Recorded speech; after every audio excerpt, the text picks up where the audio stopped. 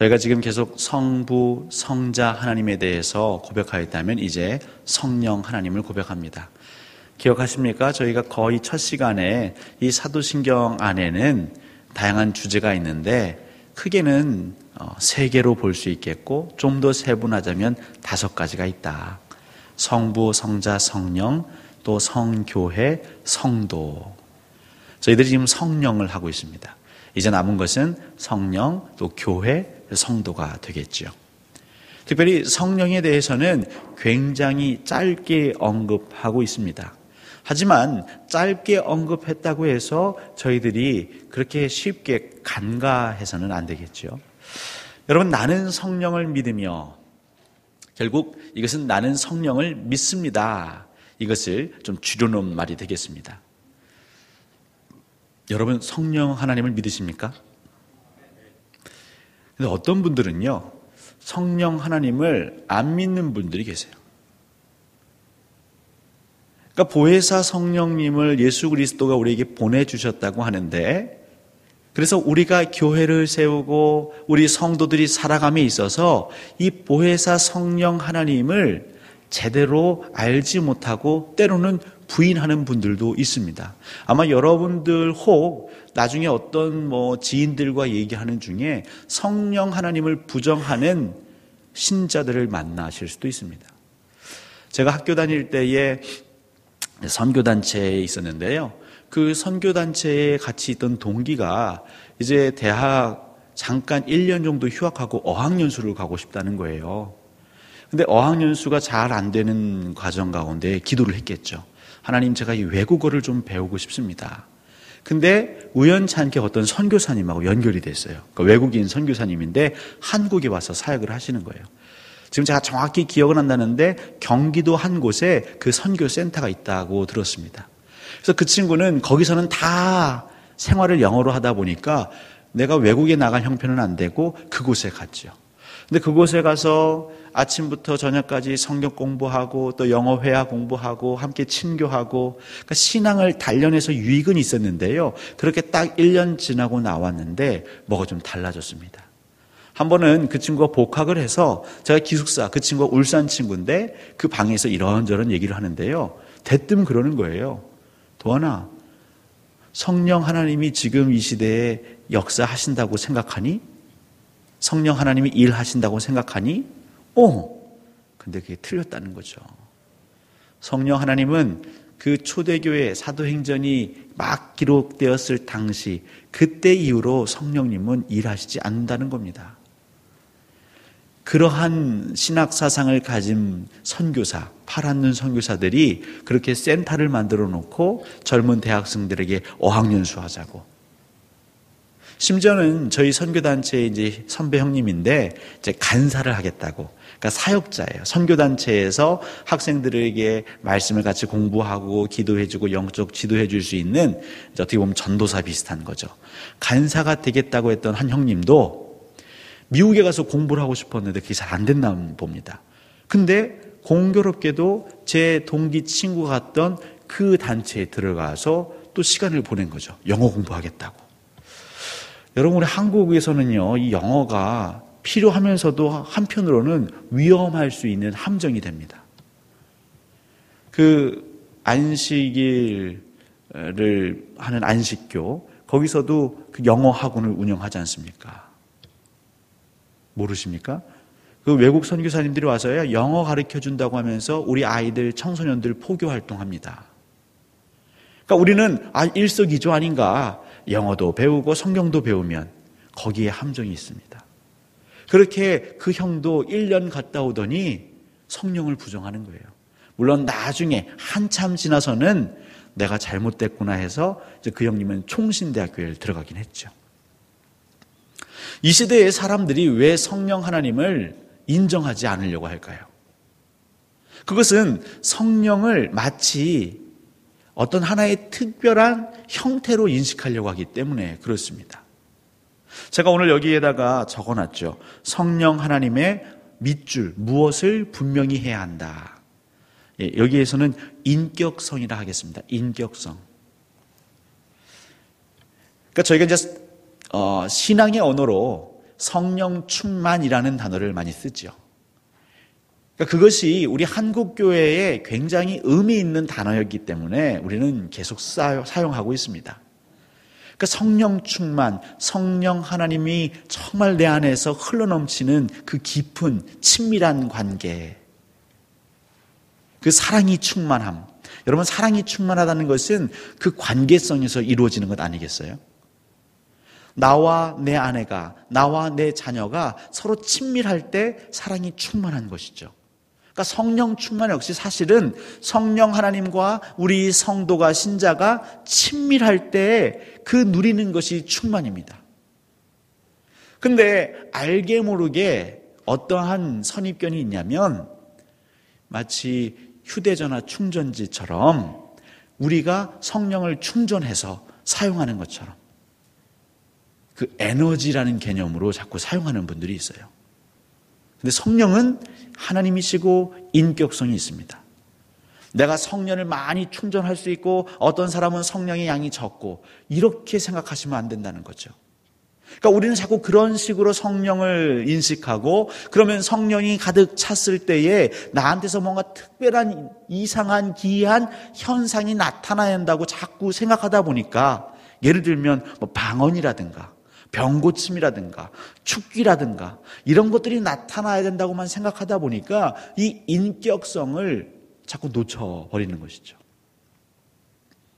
그러니까 우리가 성령을 믿는다고 할 때는 그 성령 하나님이 하나님처럼 예수님처럼 우리와 인격적인 관계를 맺고 싶어 하시고 그 친밀함 속에서 우리는 말 그대로 성령 충만할 수 있다.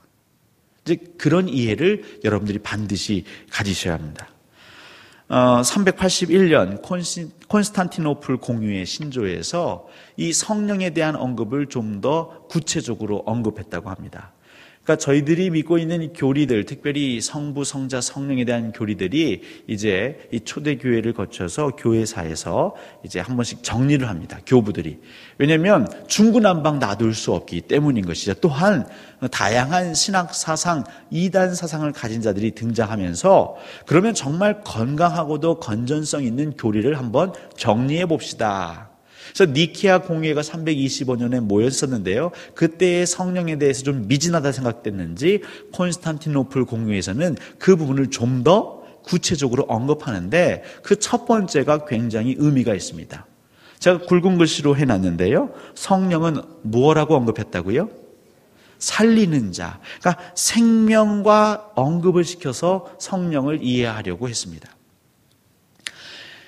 한국교회의 성령하면 아까도 말씀드렸지만 뭔가 기이한, 우리가 설명할 수 없는 초자연적이고 초신비적인 무언가 그 현상하고만 자꾸 결부시키는 거예요.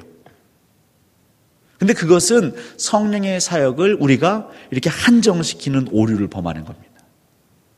하나님을 우리가 한정하는 것, 그건 죄악이겠죠. 마찬가지입니다. 성령을 그렇게 초자연적인 어떠한 말로 할 수 없는 은사적인 것으로만 제한하는 것, 이것은 성령에 대한 바른 이해가 아니다.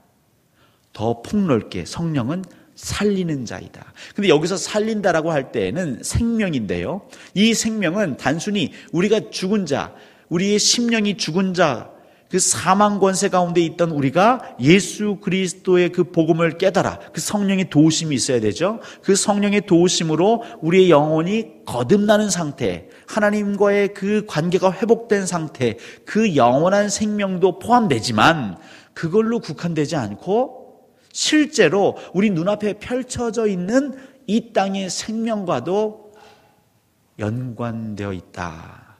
그게 381년 콘스탄티노플 공회에서 성령에 대해서 정리한 것입니다. 다시 말하면 엄마 아빠가 부부가 되어서 결혼해서 아이들이 태어났습니다. 사실 이것도 그냥 합리적이고 자연의 이치라 할 수 있지만 그 가운데는 누가요? 성령이 역사하시는 것이다. 그 현대 과학은요, 생명을 단순히 세포로 이해하려고 하죠. 어떤 원자나 분자로 이해하려고 합니다. 신경이나 어떤 조직으로 이해하려고 합니다. 근데 그렇게 이해한다고 해서 정말 우리가 해석할 수 없고 만들어낼 수 없는 생명이 나오나요? 그것은 신앙을 갖지 않는 사람들이 이성적인 방법, 논리적인 방법, 합리적인 방법을 동원해서 생명을 설명해 보려고 하는 시도인데 우리는 그것을 그냥 덥석 믿습니다. 하지만 고대 사람들도 그랬지만 이 생명은요, 이것은 정말 신적인 능력에서 기인하는 것이죠. 아무리 인간이 탁월해진다 하여도 그 풀, 그 동물, 우리 가운데 있는 생명의 그 움직임들을 만들어낼 수는 없다라는 것입니다. 무슨 말씀하세요? 요즘 복제인간, 복제동물 얘기 나오는데요. 그것 역시 하나님이 만들어 놓으신 것을 가져와서 응용하는 것이지 무에서 유를 만들어내는 건 아니지요. 그래서 성령, 살리는 자, 생명이라고 했을 때에 그 생명은 지금 우리가 만지고 있는 것, 경험하고 있는 그 모든 것을 다 포괄한다. 그런 의미에서 살면요, 사실 우리는 성령의 일하심을 늘 목도할 수 있습니다. 이 봄철 저희 교회 주변에 이 꽃들이, 그죠? 벚꽃도 피고 개나리, 목련 다 피는데요. 거기에도 사실 하나님의 영이 운행하시는 것이죠. 그냥 그것은 그냥 스스로 자연이 만들어내는 것이다. 그 자연은 무엇입니까? 생명을 주관하시는 하나님의 역사, 일하심이다. 이제 물론 그 이후에는 이 성부 하나님과 그 아들 되시는 성자 예수 그리스도와의 관계에 대해서 이 성령님을 좀 더 언급해 놓은 게 있고, 또 구약시대의 예언자들은 이 성령과의 관계에 있어서 굉장히 밀접하다라는 것을 그 공의회에서 이제 정리했다는 것이죠. 그러니까 결국은 이 공의회에서 내용도 무엇이냐면 삼위일체 하나님을 끊임없이 강조하는 것입니다. 자, 그러면서 여러분, 이 생명과 더불어서 우리가 놓치지 말아야 될 그 개념이 하나 있는데 그것은 사랑이죠. 이제 아가페.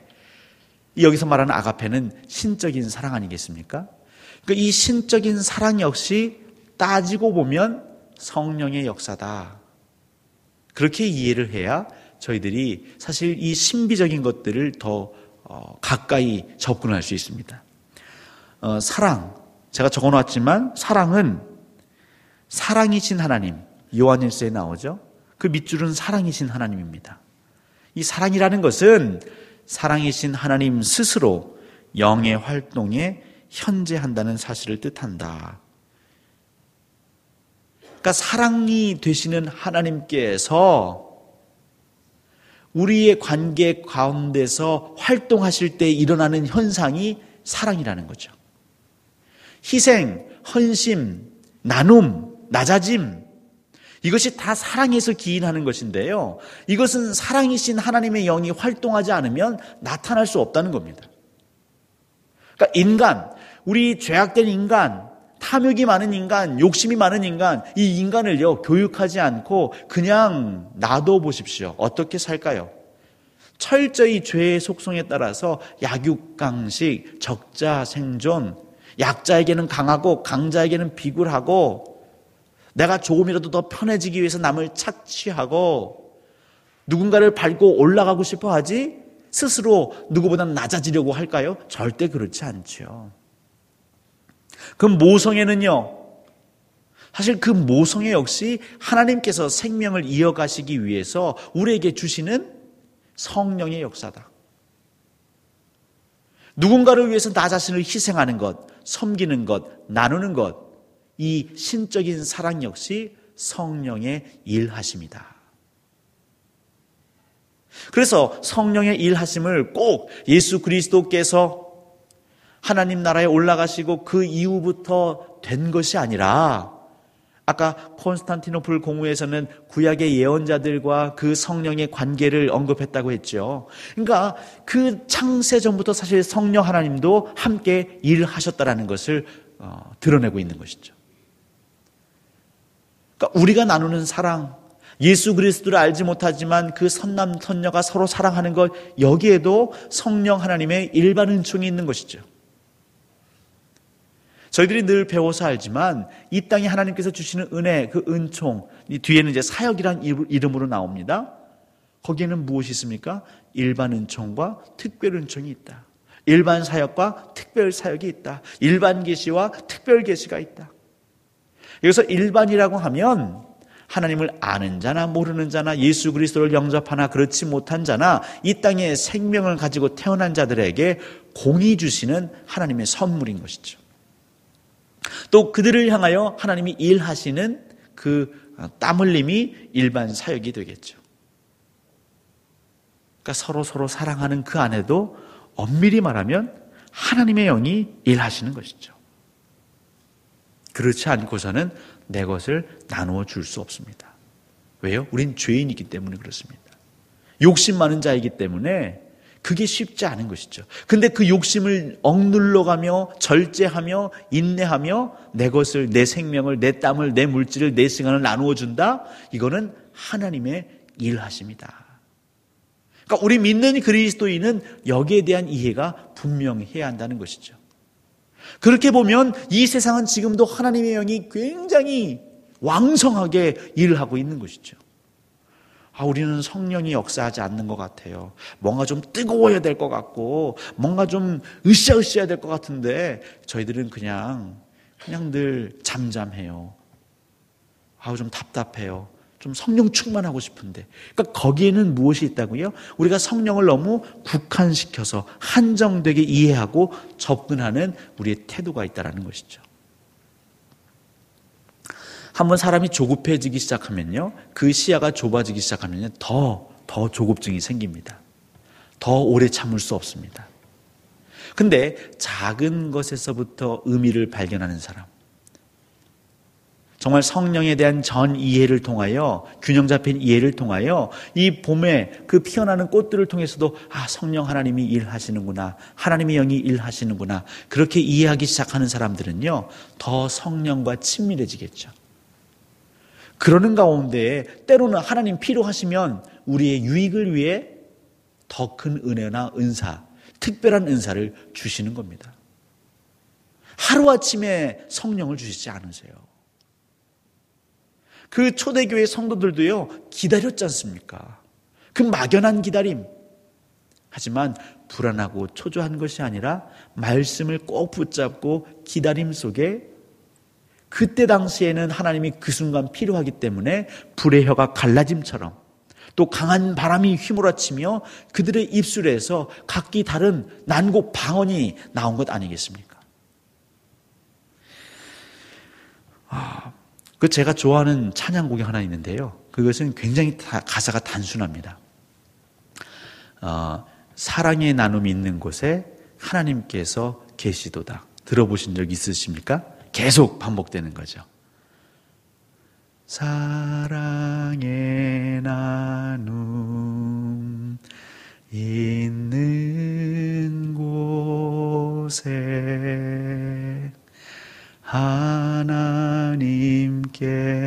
하나님께서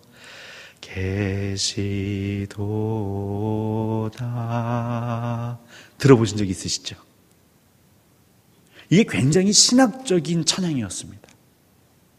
그러니까 사랑의 나눔, 이 사랑도 성령이 일하실 때 할 수 있는 것이고요. 특별히 이 나눔이라는 것 역시 내 시간, 내 귀함을 나눌 수 있는 것 역시 성령이 일하시는 거죠. 근데 바로 그곳에 하나님께서 계시는도다. 여러분, 이 찬양 어렵지 않습니다. 특별히 이 봄에 좀 산책하거나 혹은 힘드신 일이 있을 때 속으로 그 가사를 생각하시면서 부르시면 굉장히 큰 은혜가 있을 것입니다. 자, 우리 성령에 대해서 좀 더 자세히 살펴보면 첫 번째, 성령이 하나님의 인격성입니다. 그러니까 인격이라고 할 때는 물론 사람과 같은 어떤 성질 이렇게 볼 수 있겠지만 그 정도로 우리와 함께 그 동등하게 우리와 교류하고 소통하시는 그것을 의미하는 거죠. 특별히 고린도전서 2장 10절 말씀인데요. 오직 하나님이 성령으로 이것을 우리에게 보이셨나니 성령은 모든 것 곧 하나님의 깊은 것까지도 통달하시느니라. 그러니까 성령 하나님은 하나님의 깊은 것까지도 통달하시느니라. 어떻게 통달하실 수 있으셨을까요? 물론 성령 하나님이시니까 라고 답해버리면 제가 할 말은 없습니다. 하지만 저희가 이전에 배웠던 삼위일체를 생각하신다면 성부 하나님, 성자 하나님, 성령 하나님이 각각 다른 위격을 가지지만 그들이 어떻게 해요? 친밀하게 사랑하십니다. 서로 통제하시는 거죠. 마치 요한복음에서 말씀하시는 것처럼 그가 내 안에 내가 그 안에 온전히 하나됨. 각각의 성격이나 성질은 그대로 유지한 채 하나가 된 상태, 친밀함이라고 할 수 있겠습니다. 그 친밀함을 통해서 하나님의 깊은 것까지도 성령은 다 알고 계신다. 근데 그 다 알고 계시는 성령을 우리에게 보내시고 보이신다. 그러니까 하나님께서는 끊임없이 우리가 하나님과 교제하기를 원하십니다. 그러니까 우리가 성도가 찾고 구해야 할 것은 단순히 내게 필요한 어떤 물질적인 필요가 아니라 하나님을 구하는 것이죠. 하나님을 보고 싶습니다. 하나님을 듣고 싶습니다. 하나님을 만나고 싶습니다. 여러분, 그 결정체가 무엇이냐면 예배입니다. 그러니까 예배를 통해서 내가 하나님을 만나고 싶다는 것이죠. 창조주 하나님의 전지전능함도 만나고 싶고요. 때로는 우리를 위해서 십자가 지신 그 성자 하나님의 그 은혜도 만나고 싶고요. 때로는 지금 이 땅 가운데에서 생명의 역사를 하시는 그 성령 하나님도 만나고 싶다고 하는 그 간절함이 모이는 자리가 예배인 것입니다. 로마서 8장 26절 27절입니다. 우리 한번 같이 읽어볼까요? 이와 같이 성령도 우리의 연약함을 도우시나니 우리는 마땅히 기도할 바를 알지 못하나 오직 성령이 말할 수 없는 탄식으로 우리를 위하여 친히 간구하시느니라. 마음을 살피시는 이가 성령의 생각을 아시나니 이는 성령이 하나님의 뜻대로 성도를 위하여 간구하심이니라. 이 생각이라는 것 안에 그 세 가지 의미가 있답니다. 이 프로네마라는 단어가 쓰였는데 여기에는요, 지성과 감정과 의지가 다 녹아져 있는 생각이죠. 그러니까 우리가 말하는 어떤 두뇌에서만 활동하는 그런 생각, 거기에 국한되어 있지 아니하고 우리의 감정, 때로는 우리의 의지까지도 포함되어 있는 단어가 이 성령의 생각이라고 할 때 생각에 녹아들어져 있습니다. 균형 있는 삶, 특별히 인간됨은 물론 모든 것을 다 갖출 수는 없지만 그래도 우리가 어느 부분은 일정 부분은 소유하고 있어야 됩니다. 나는 생각하는 게 좋아. 이치에 맞는 걸 따지는 게 좋아. 그렇다고 해서 감정이 메말라져 버리면요, 그 인생, 그 인격은 참 어떻게 보면 많은 사람들에게 유익을 끼칠 수는 없는 것이죠. 내가 특별히 지성적일 수는 있지만 그렇다고 내 안에 있는 감성과 의지를 무시할 필요는 없는 것이죠. 그걸 인정해 줘야 하는 것이죠. 예전에 저희 교회에서도 그런 검사를 했다고 들었는데 이게 성격 유형 검사 같은 거 하지 않습니까? 예. 그럼 뭐 디스크를 하든 MBTI를 하든 성격 유형 검사를 하면 내가 장형인지 뭐 내가 외향적인지 내향적인지 막 이런 걸 검사를 합니다. 그럼 검사 결과가 나오는데요. 그 검사 결과를 가지고 우리는 재미나지 않습니까? 비슷한 사람들이 모이면 공감되는 게 있습니다. 거기서 분석하는 내용이 맞아떨어집니다. 이게 재미있죠. 그런데 거기에서 생기는 오류가 뭐죠? 그냥 그 사람을 그냥 그렇게 그냥 평가해버리고 한정시켜버리고 더 이상 어떤 가능성을 열어두지 않는 것이죠. 근데 그것은 그 많은 것 중에 그 부분이 발달되어 있다는 것이지 다른 부분이 없다라는 게 아니거든요. 마찬가지입니다. 어떤 부분은 감정이 좀 잘 개발된 분이 있을 수 있겠어요. 어떤 분은 의지가 굉장히 잘 개발되어 있는 부분이 있겠습니다. 하지만 우리는 이 세 가지를 고루고루 가지고 있다. 근데 성령의 생각이라는 것 안에는 이 생각과 감정과 의지가 다 녹아져 들어있다.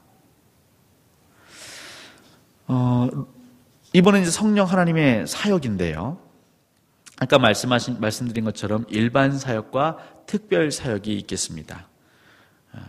일반 사역, 특별 사역. 1번은 일반이고 2번은 특별 사역인데요.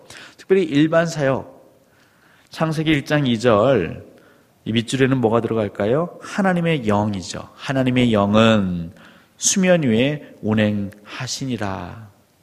하나님의 영. 하나님의 영이 수면 위에 운행하시는 것은 일반 사역입니다. 예전에도 제가 한번 저희 말씀을 나눴지만 하나님의 창조 사역은 그냥 그 창세기로 끝난 것이 아니라는 것이죠. 지금 이 순간도 하나님의 영이 운행하시면서 우리를 하나님의 형상으로 계속 빚으십니다.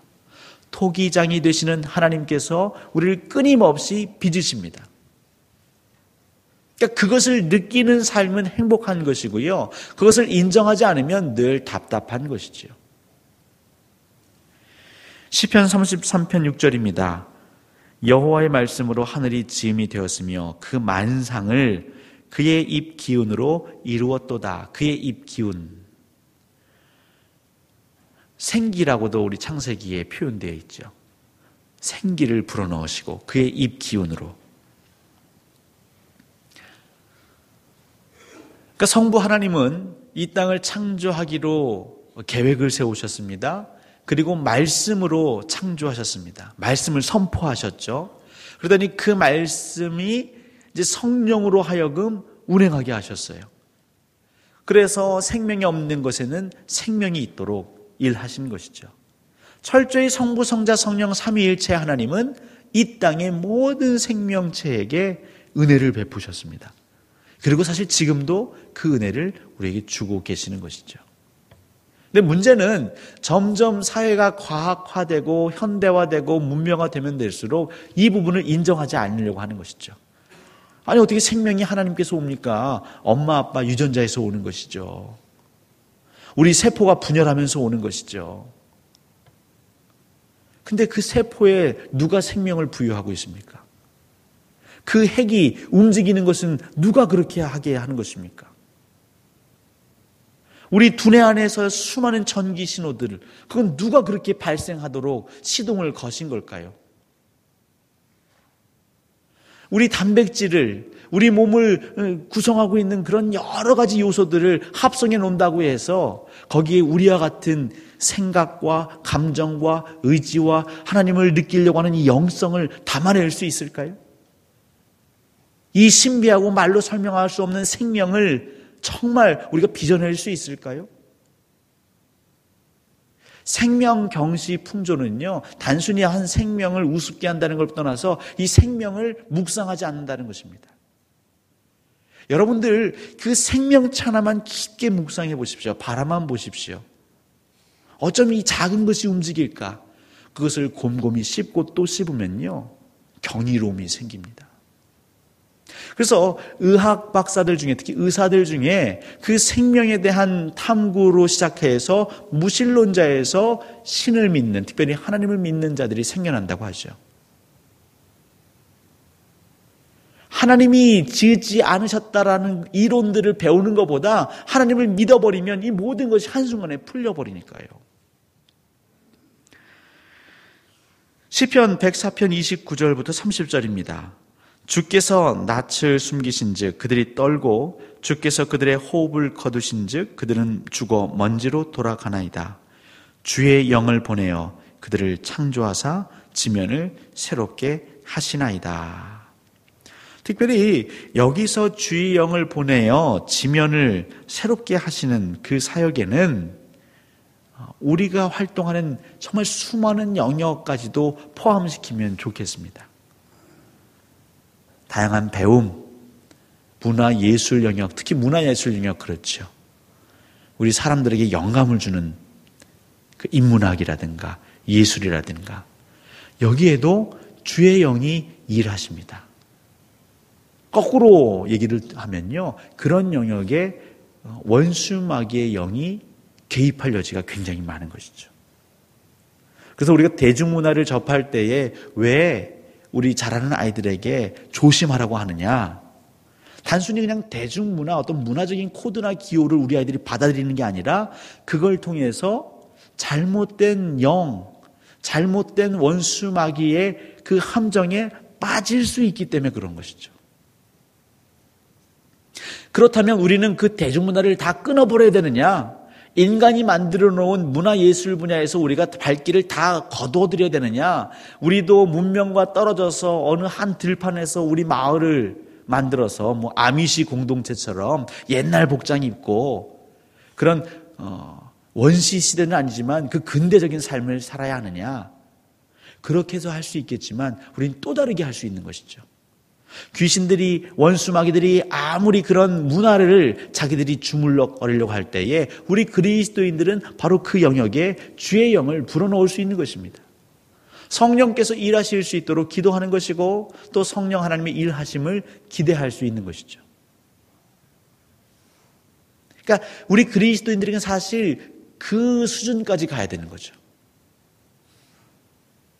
아무리 어떤 의도를 가지고 광고를 만들고 드라마를 만들고 영화를 만들고 소설을 만들고 뭐 많은 것들을 만들어낸다 하더라도 우리 그리스도인들이 그것을 중화시키고 하나님의 영으로 중화시키고 재해석하고 그것들을 재가공할 수 있는 능력이 우리 그리스도인, 특별히 21세기를 살아가는 그리스도인들에게 필요한데 이것은 어디에서 기인할 수 있느냐?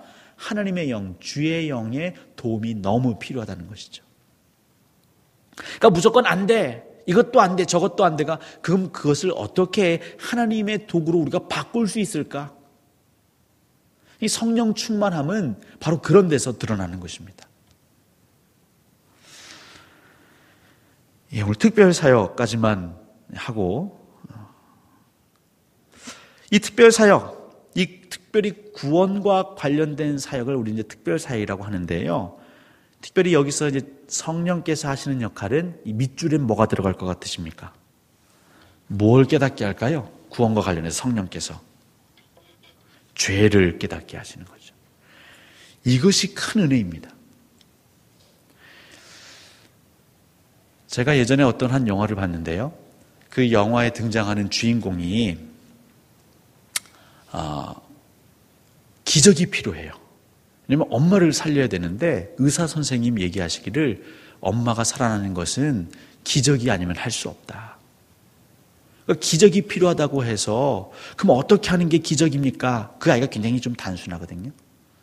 그 기적은 뭐냐면 네가 그 마라톤에서 1등하는 거 그런 게 기적이야. 얼핏 들은 거예요. 그러니까 이 아이가 그럼 내가 마라톤에서 그 기적을 이뤄내겠다. 그러면 그 기적이 우리 엄마를 살리겠구나. 굉장히 좀 유치한 전개이긴 하지만 그 아이는 굉장히 진지합니다. 근데 그 기적을 위해서 달리기를 하는데 쉽지 않죠, 아이가. 그때 마침 그 학교의 또 다른 여학생에게 묻습니다. 내가 기적을 이루어야 되는데 내가 어떻게 해야 기적을 이룰 수 있겠니? 근데 그 친구가 하나 얘기를 합니다. 기도해야 된다. 기도를 하는데요. 그 기도가 잘 안 되는 겁니다. 그리고 또 그 학교에 있던 그 성직자에게 묻습니다. 어떻게 해야 기도할 수 있습니까? 그러니까 그분이 말하는 게 네가 정말 간절해지면 그때 비로소 기도가 나온다. 그리고 그 기도를 통해서 너는 기적을 맛볼 수 있다. 이제 이런 영화의 내용이 있습니다. 우리 성도님들 정말 간절하게 하나님을 찾으십니까? 그때는요, 누가 말리지 않아도 기도하게 됩니다. 그냥 형식이 아니고 내가 하나님이 아니고서는 살 수 없다라는 그 절박함이 생기면요. 사람들이 도시락을 싸고 다니면서 말려도요. 기도하게 됩니다. 간절함이 있을 때. 정말 이것이 마지막이라고 생각되면 기도하는 것이죠. 그러니까 기도는요. 굉장히 강력한 믿음의 표현입니다. 하나님을 믿기 때문에 전적으로 모든 것을 하나님이 하실 수 있다는 걸 믿기 때문에 하는 행위가 기도인 거죠. 바로 그 기도가 예수님이 말씀하신 기도입니다. 기도 외에는 이런 유가 나아갈 수 없다. 그냥 우리가 10가지, 20가지 중에 하는 하나, 많은 것들 중에 하나, 신앙생활하는, 믿음 생활하는 많은 것들 중에 하나가 기도가 아니라 목사가 성도들에게 성도님들 기도합시다. 또 목사가 기도하겠습니다. 이것이 여러 가지 중에 그냥 하나의 방편으로 도구로서의 기도가 아니라 전적인 모든 것을 건 하나님과의 어떤 씨름, 하나님이 아니면 모든 것이 될 수 없겠다라는 나의 신앙 고백이 묻어져 있는 그 기도. 마찬가지입니다. 내가 죄인이라는, 내가 죄가 있다라는 것을 깨닫지 못하면요, 사실 이 기도가 되지 않습니다. 이 죄인이라는 이 자기 고백이 없다라는 것은 난 괜찮은 사람이다라는 거거든요. 가능성이 있다라는 거죠. 나에게 가능성이 있다. 그러니까 내가 이 가능성을 조금 더 개발하거나 누가 도와주면 하나님이 꼭 돕지 않으셔도 할 수 있다라고 생각하는 게 죄인들의 아주 공통적인 특징이죠. 하나님이 돕지 않으셔도 우리가 하나님이 있는 곳으로 올라가자 바벨탑을 쌓는 게 죄인들입니다. 그러니까 그 가능성을 보는 사람들은요, 굳이 왜 괴롭게 금식하며 기도합니까? 그럴 필요가 없는 거죠. 다양한 지인들과 지혜를 모아서 힘을 모아서 이를 해결해 보는 거죠. 근데 성령께서 임하시면 특별히 구원받은 자들에게는 어떤 일을 하시느냐?